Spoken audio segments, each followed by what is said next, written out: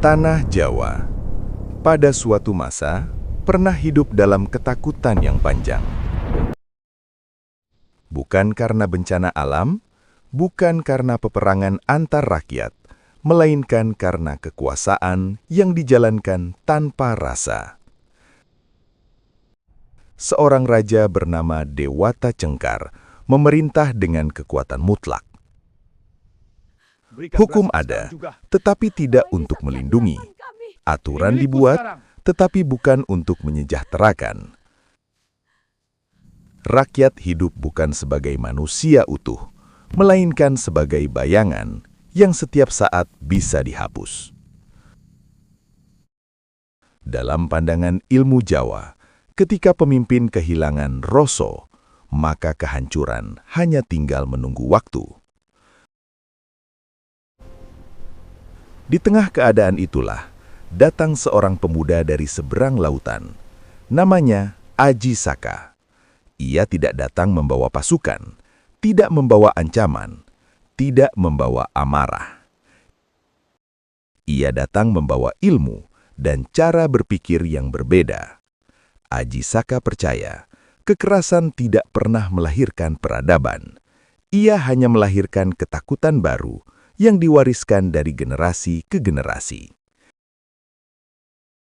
Ilmu bagi Aji Saka bukan untuk menundukkan, tetapi untuk menyadarkan. Di titik ini, jika kamu merasa cerita seperti ini penting untuk terus dibicarakan, silahkan tekan like, bagikan video ini kepada orang-orang terdekatmu, dan tuliskan di kolom komentar pendapatmu tentang kisah ini.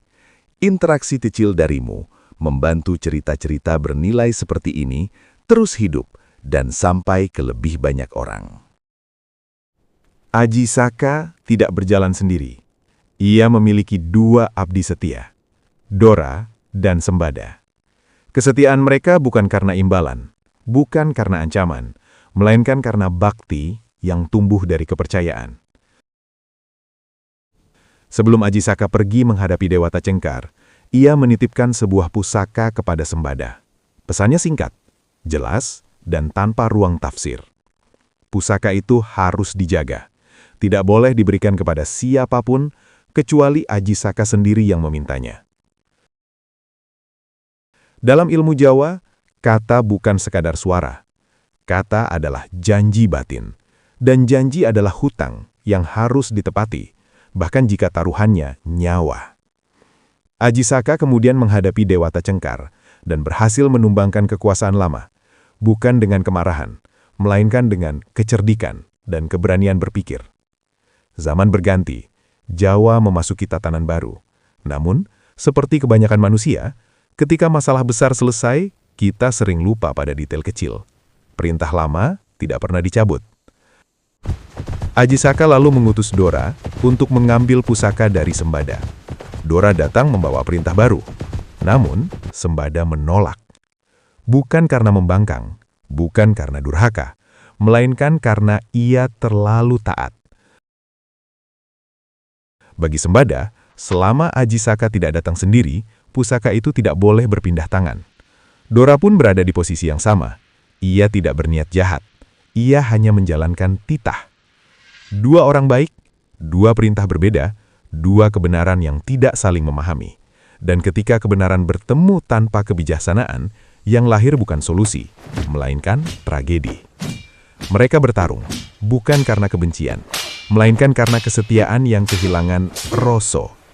Ketika semuanya berakhir, dua tubuh tergeletak tak bernyawa.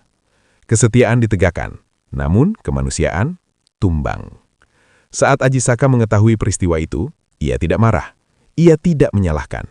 Ia hancur. Dari penyesalan itulah lahir aksara Jawa. Ha, na, ca, ra, ka. Da, ta, sa, wa, la. Pa, da, ja, ya, nya. Ma, ga, ba, ta, nga. Ada dua utusan. Mereka saling bertarung, sama-sama sakti, dan akhirnya mati. Aksara ini bukan sekadar huruf. Ia adalah peringatan bahwa kata yang diucapkan tanpa kebijaksanaan bisa melukai, bahwa kesetiaan tanpa rasa bisa berubah menjadi bencana.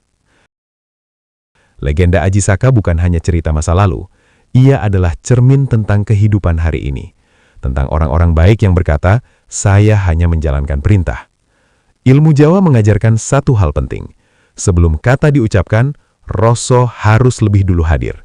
Karena tanpa rasa, bahkan kebenaran pun bisa membawa kehancuran.